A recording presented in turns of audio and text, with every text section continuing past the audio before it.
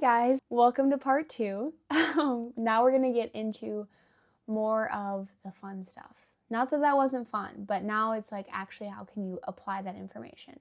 So first I want to talk about how to structure a meal. This is going to look very different for everybody, but just kind of a general rule of thumb that you want to think about as you're going through making each meal or maybe planning for the week is having a source of protein, carbs, and fat. Fat is going to be the one you want the least amount of, and you're going to try to balance protein and carbs. I would rank them as you want to have the most amount of protein, followed by carbs, and then fat to balance it all out.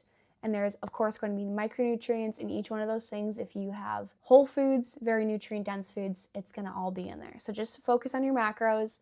You can definitely get very technical about it. There's so many different types of macro tracking apps where you can input each food that you're eating and count how many macros are in each. You can set goals for yourself. That's something I can help you with if you want to when working with me, but you don't have to get technical about it if you don't want to. Just kind of have that general rule of thumb. Something else I like to keep in mind is like, oh my gosh, like I need a piece of fruit with this meal or something like that, fruit or veggie, whatever it is. So those are just simple things to keep in mind without getting too overwhelmed by it. So for example, let's say it's breakfast. I'm gonna get up in the morning. I usually like to make myself a nice cup of tea, something warm. It's very warming to the body and not gonna create stagnation in the body.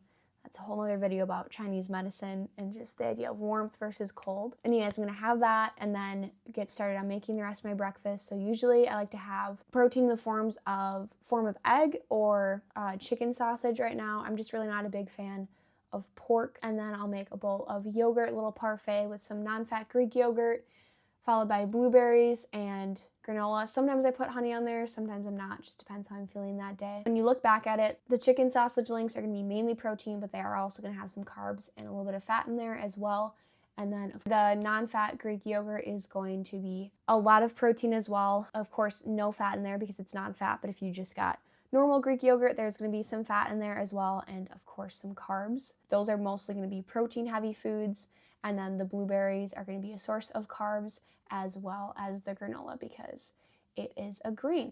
And then the honey would be a form of sugar, which would also fall under the carbs. So you can kind of see how it balances out there. And so you just kind of take that approach to each meal. And it's fun to like track what you're eating right now before you change anything. And then as you slowly incorporate different changes, tracking how you feel and just what you're making might end up looking very different than what you were making earlier. And so it's kind of just fun to like see that progress and see how your habits change too. One thing I will say too, just with the bio-individuality of this, is that depending on how active you are and just your body type in general, you might need more or less carbs. If you're more active, you're gonna need more carbs because again, that's your body's go-to energy, especially when you're working out, being active, things like that. But if you're not being active as much, I would say you don't need to overdo it on the carbs. If you have too many carbs in your body, that can overwhelm the insulin receptors that are situated on your pancreas, which is the organ that helps process the carbs and the glucose from them, and that can lead to insulin resistance and in some cases type 2 diabetes as well. So just saying that, not to scare you at all, but just to be cautious and just more aware of the different macronutrients and what they can do in your body. Really the big takeaway with that is it's all about moderation and then finding what works best for you and just being very aware in your body and being like, how does this food make me feel? A really cool tip that you can do as well is if you have a thermometer, you can actually track your body temperature. So take your temperature before you eat a meal, write that temperature down somewhere, eat the meal you're gonna have. Let's say it's just like a salad with some grilled chicken on it, and then take your temperature and notice if your temperature went up or down. If it went down, that is a signal from your metabolism that it didn't like that as much. If your temperature went up, that's a sign that your metabolism is working well and it's warming your body up. So that's just something to keep in mind. Again, not like a signal that, oh, you need to stop eating salads if your body goes down, but maybe something to reconsider if you have that a ton throughout your diet to throughout your life, something that maybe you need to revisit its frequency. Another important thing to keep in mind is just being aware when you're eating.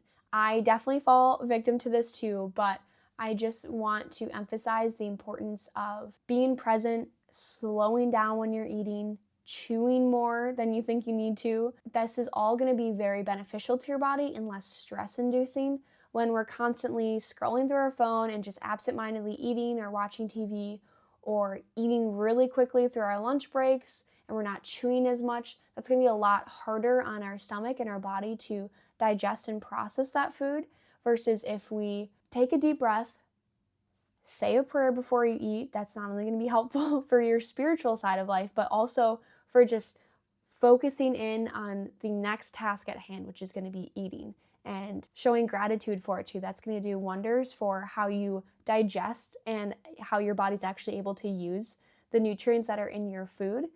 And then just really focusing on, if you're with somebody, focusing on what they're saying, but taking time to acknowledge what you're eating and slowing down to chew. My mom always said, chew your food into mush, which sounds gross, but that is what you should be doing. Some people say like, oh, you should be chewing 20 to 30 times per bite. I don't like to get too technical about it. I don't want to be thinking about that, but just once you can tell that it's mush in your mouth, you can swallow. I don't do this perfectly all the time. I'm just saying it's something to strive for or to think about incorporating into your day-to-day habit as you're eating. And lastly, just checking in at the end of the meal, see how you're feeling, be like, oh, did that meal make me feel good?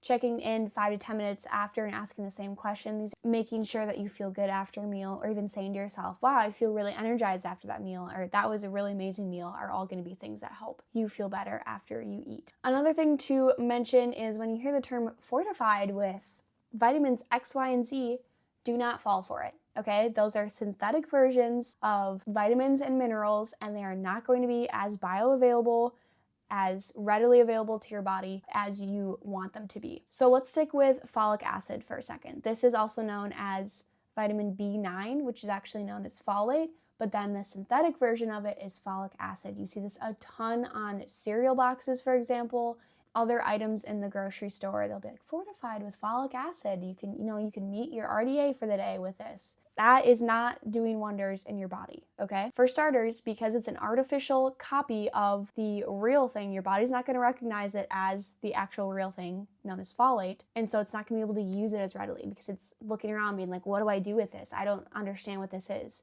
It takes 4 conversions to even try to make it at least a little bit readily available in your body versus folate only requires 2 conversions. And also if you have what's known as the MTHFR gene variant, which 60% of the population has, that means you can't even convert that. So then it's just building up in your body. Folic acid also does a really cool thing where it blocks the uptake of folate in your body. So it's just a cycle, and now it's just creating a deficiency of the real thing, folate, in your body, and it's not really doing a ton of good for you. So I would say try to minimize eating foods that are fortified with things like folic acid. There's a lot of other examples, but that's just a really major one that I see a lot. So keep that in mind. Last thing I want to talk about is dieting.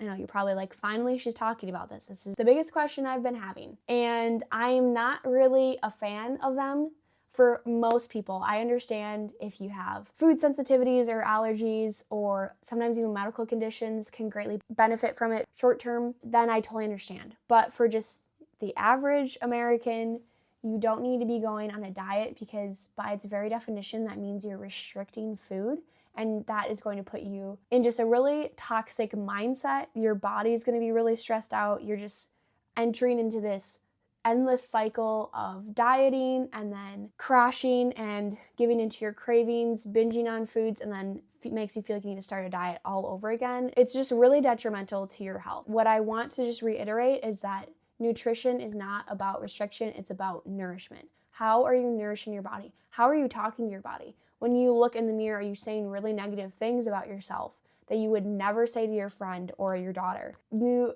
need to address what the real root cause is. And I'm not saying that weight loss or weight gain is a bad thing. Of course it's not, but you need to be approaching it from a healthy mindset to begin with, because your body is also listening to you.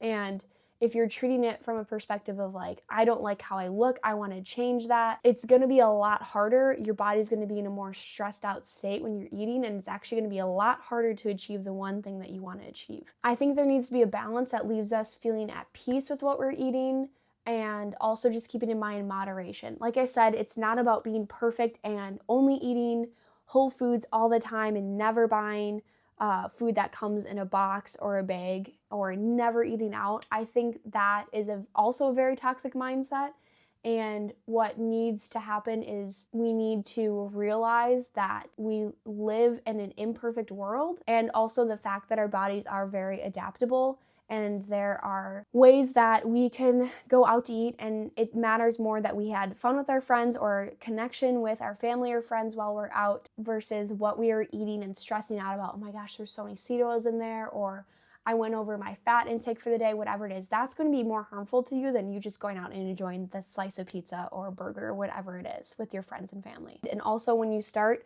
labeling different food groups as bad or good, that can feel really rewarding to our brain, because part of us just loves having lists and knowing clear-cut black and white of like, okay, I have to avoid this, and then I can only eat this. And that looks great on paper, but like I said, we don't live in a perfect world where we're always going to be able to completely avoid all of these foods on this list and only eat this. And if you keep restricting yourself like that and making yourself feel bad about the things you can't have, you're going to get to a breaking point where your body and your brain can't take it anymore. You're going to binge on things that you are labeling as bad. You're going to feel shame. You're going to feel guilt. You're going to try to diet even harder next time because now you gained all this weight back, which the whole losing weight thing right away, usually it's just water weight. What happens in your brain when your body starts not getting food, let's say maybe you like start skipping breakfast. You're like, I'm just not going to have as many calories during the day. I'm just going to skip a meal, or maybe I'll skip lunch. The signal that is sending to your brain is that you are starving and there is no food.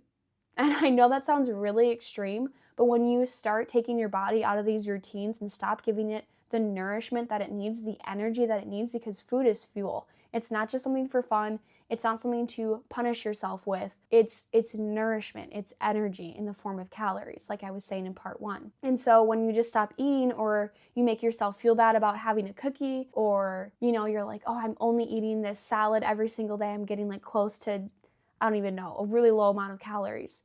Your body is going to go into protective mode. Now it is going to hold on to its fat stores a lot more because it doesn't know when the next meal is going to come. It doesn't know when you're actually going to get nutrients again. So now it has to hold on to everything because its environment is now unstable and unpredictable. And now your body's going to be pumped full of cortisol. That feels really great short term. You can actually get like dopamine rushes from that and get addicted to cortisol spikes in your body.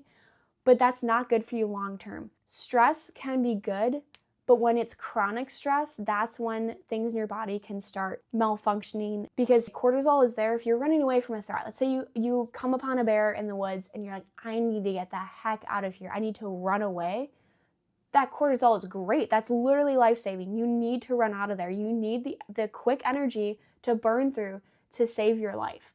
But when it's something, when you're getting cortisol spikes from eating only certain foods and avoiding other types of foods, and you're doing that day in and day out, that's going to be very stressful on your body.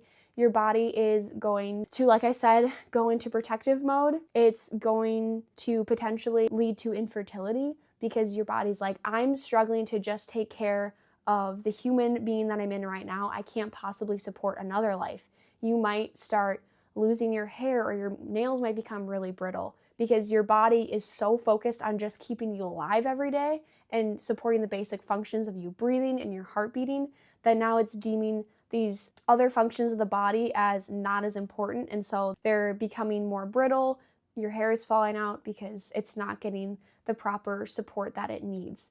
And so I know this can just be very extreme and hard to talk about, but I think it's really important to mention because it can be a very slippery slope when you start a diet, and I just want to help people see the light. Of course, weight loss can be a good thing, or weight gain for sure, but approaching it from the right mindset and not one of restricting, but nourishing your body's going to receive that, and it's going to be able to serve all of its functions again and give you strong nails and longer hair or thicker hair, whatever it is, and lead to fertileness when it feels safe. You want to communicate to your body that you feel safe in it, and that's really the biggest goal. I say all that to just encourage you, not to scare you, but you just need to know that's what dieting can look like and lead to. And lastly, my biggest message is just work with your body instead of against it. Your body is not the enemy. It is a gift, and we are called to take care of it. And we are God's living temple, and so We should do our best to take care of it. Again, not striving for perfection, but just striving for consistency and coming at it from a place of love and peace. And so this can look like becoming aware of how you're eating, what your daily eating habits look like. Are you being present when you're actually eating?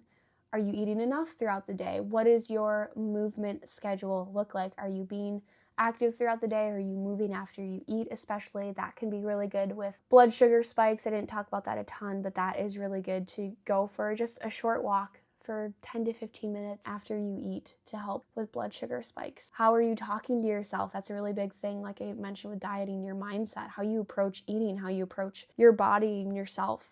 Are you always eating on the go? Again, that's gonna induce stress. Again, not if you have to do that, here and there, but if that's like your typical day-to-day, just really taking a step back and viewing your entire life, but focusing on like how I'm eating and movement is gonna be really helpful to see, okay, maybe I need to change this here, I need to tweak this a little bit, or maybe I need to replace this habit or this food with this one because that is going to give me more energy. If anything I talked about in here is something that you feel you need help with, I would love to be a sounding board for you and just someone to talk through different action steps that you can take to start seeing results, whether you're just confused on what habits need to be changing, what type of food to be eating, how to lose weight, anything like that. I would love, love, love to talk with you about that. You can always feel free to, I'll have the link in the description below to book a free discovery call with me to see if we would be a good fit for each other. And I just want you to know at the end of the day, your body is there to protect you and help you